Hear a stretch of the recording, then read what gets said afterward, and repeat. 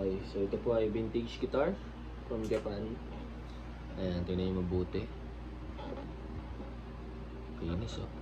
Ang ganda nung ano niya, nung pickups eh. So ito po ay bihirang-bihira. Yan, nag-aare. Andito yung serial number sa likod. Tapos tingnan nyo yung body. Ang ganda pa nung ano. Ganda pa nung neck. Ang kintab pa nung body. Ano, goods na goods pa siya. Okay, so chinek ko yung ano nito, yung pricing nito.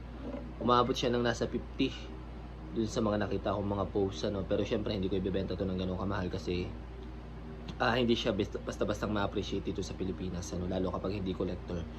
Okay. So para tong ano, Supro Belmont ang style. Meron din siyang gig bag na kasama. Ito. Ayan. Padded yan. Padded gig bag, makapal. Makapal yung loob. Original na gare. Okay. Testing natin. Ito yung ano, volume. Ito naman ay tone. Tapos ito ay, ito mas mataas ang treble.